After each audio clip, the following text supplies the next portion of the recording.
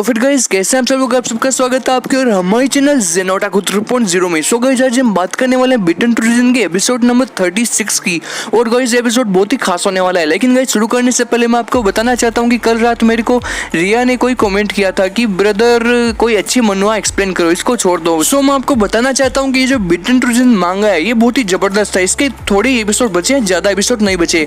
और ये जितने भी एपिसोड है मैं ये सारे के सारे थोड़े दिनों में एक्सप्लेन कर दूंगा। उसके बाद मैं नई मांगा लेकर आ जाऊंगा, आप टेंशन मत लो। सो गाइस चलो शुरू करते हैं बिटन टू रीजन का एपिसोड नंबर 36। लेकिन उससे पहले अब अगर तुम लोग नए हो तो सब्सक्राइब करो, वो जो लाल वाला बटन है उसके साथ स्कैम करो या फिर महफिल जमाओ, मुझे नहीं पता, बस क्लिक हो जाना चाहिए।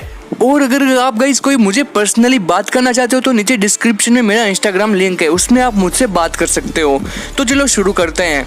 चैप्टर के साथ में हमको दिखाया जाता है सुबह को, जहाँ पर जो वोंग जो होता है वो हॉस्पिटल में गया हुआ होता है। फिर वो वहाँ पर उस लड़की से मिलता है जो जिसने उसको बचाया था, और वो उसके डैड से भी मिलता है। उसका जो डैड होता है वो मेयर होता है। सो जो मेयर होता है वो उसको बोलता है कि चलो ठीक है मैं चलता हूँ, अब मेरे पास ज़्यादा टाइम नहीं बचा है, मुझे भी काम करना है। फिर वोंग जो बोलता है कि चलो ठीक है मैं भी जा रहा हूँ। फिर वोंग जो होता है वो अपने डैड के साथ चला जाता है। फिर वो लड़की उसको बोलती है कि ठीक है वोंगजे गुड बाय, मिलते हैं, कभी मिलेंगे। फिर वोंगजे बोलता है कि हाँ ठीक है बाय बाय। फिर वोंगजे सोचने लग जाता है कि उस मेयर ने मुझको क्यों रोका था वहाँ पर जाने के लिए, मीटिंग में जाने के लिए उसने मेरे को क्यों रोका था, मेरे को समझ में नहीं आ रहा। फिर वोंगजे सोचता है कि उसने मुझे ऐसा कहा था कि तुम वहाँ पर मीटिंग में मत जाना, क्योंकि वहाँ पर जो LQ है, जो मिस लिंगलिंगू का डेड है, उसको मारने की साजिश हो रही है। वहाँ पर जो वैम्पायर्स का किंग है वो LQ को मारने का जाल बिछा रहा है, इसलिए तुम वहाँ पर मत जाना। फिर वोंग जो बोलता है कि उसने मुझे कहा था कि ये सब बहुत खतरनाक हो सकता है, इसलिए तुम वहाँ पर मत जाना। उसने मेयर ने मुझे चेतावनी क्यों दी थी, वार्निंग क्यों दी थी उसने मुझे समझ में नहीं आ रहा। मुझे क्या लगता है, मुझे ऐसा लग रहा है कि मैं मिस लिंगलिंगू को बता दूँ।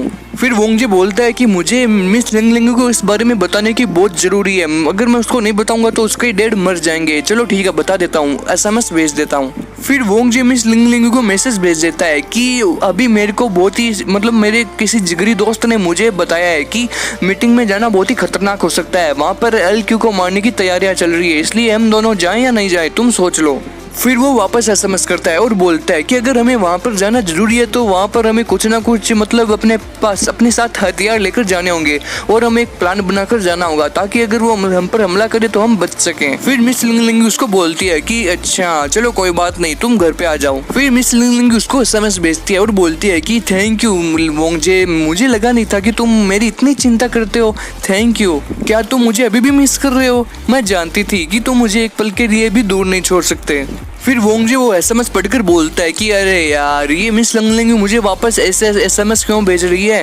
फिर उसका जो बाप होता है वो उसको देखकर बोलता है कि अरे वाह मेरा बेटा तो तरक्की कर रहा है। फिर मिस लिंगलिंग वोंगजे को वापस SMS भेजती है और बोलती है कि चलो कोई बात नहीं, हम आज रात एक दूसरे के गले मिलेंगे और साथ में चिपक कर बैठकर हम चांद को देखेंगे, मुझे चिपकने में बहुत मजा आता है। फिर मिस लिंगलिंग बोलती है कि मुझे वो पल याद है जब जो सेरेमनी चल रही थी उस टाइम हम दोनों ने सुहागरात मनाई थी, उसमें बहुत मजा आया। फिर वोंगजे बोलता है कि अरे राम ये मेरे हाथ धोकर पीछे पड़ गई है, कितनी शर्म आती नहीं इसको। फिर मिस लिंगलिंग उसको बोलती है कि मेरे रूम में आओ प्लीज। गाइस समझ रहे हो ना। फिर वोंगजे का बाप उसको बोलता है कि अरे वाह मेरा बेटा तो बहुत तरक्की कर रहा है, ये किससे चैटिंग कर रहा है भाई तू। फिर वोंगजे उसको बोलता है कि डैडी आप जैसा समझ रहे हो वैसा नहीं है, आप बहुत गलत समझ रहे हो। फिर उसका डैड उसको बोलता है कि अरे वोंगजे तुम इतना शर्मीले क्यों बन रहे हो, जब मैं तुम्हारी उम्र का था तो मेरे पीछे तो सौ घूमती फिरती थी, तू जानता नहीं है यार, तेरे से बड़ा मैं बेईमान हूँ।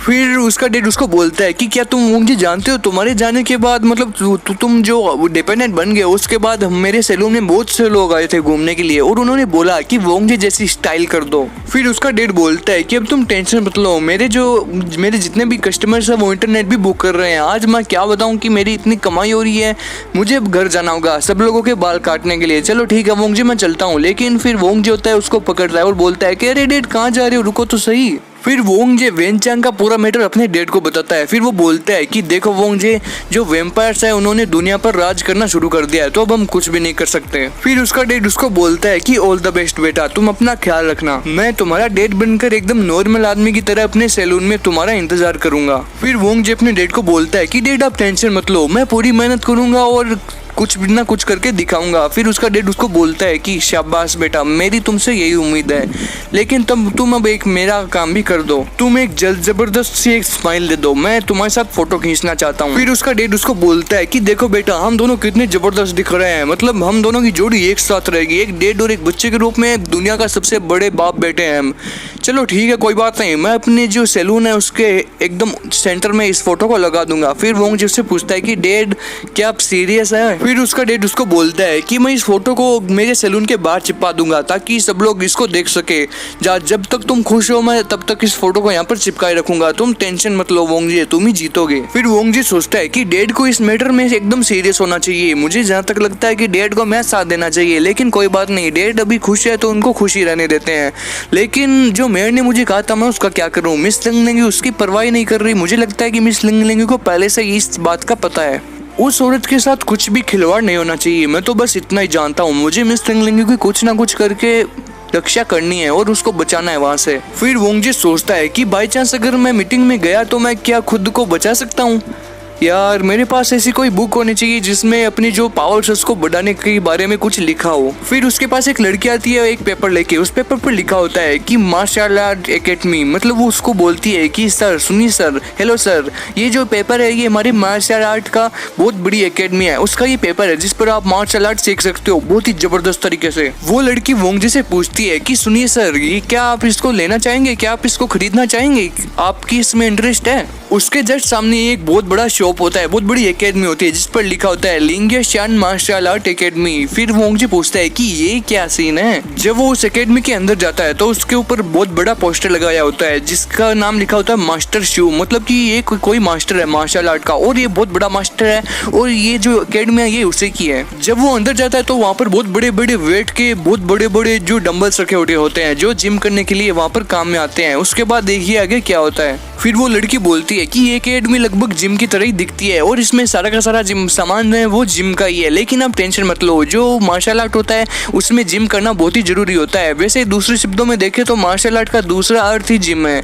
सो कोई बात नहीं, लेकिन बस इतना ही फर्क है कि इसमें बॉक्सिंग लड़ी जाती है, वैसे WWE की तरह बहुत बड़ी चैंपियनशिप नहीं होती। फिर जैसे वो दोनों आगे जाते हैं तो वो देखता है कि एक रिंग में बहुत बड़े बड़े दो बॉक्सर लड़ रहे होते हैं, वो उनको देखकर चौंक जाता है और वो जो दूसरा आदमी होता है वो एक बॉक्सर को बहुत ही बुरी तरह मारता है। फिर जैसे ही दूसरा जो बॉक्सर होता है वो दूसरे बॉक्सर को मारता है तो वो देखकर वहाँ पर बहुत ही बुरा धमाका हो जाता है, वो इसी तरह मारता है। वोंग जी उसको देखकर बोलता है ओ भाई साहब कितना बुरी तरह मारा है। फिर वोंग जी बोलता है कि अरे बाप रे कितनी बुरी तरह लड़ रहे हैं, मतलब दांत ही तोड़ दिए दूसरे आदमी ने तो इसके।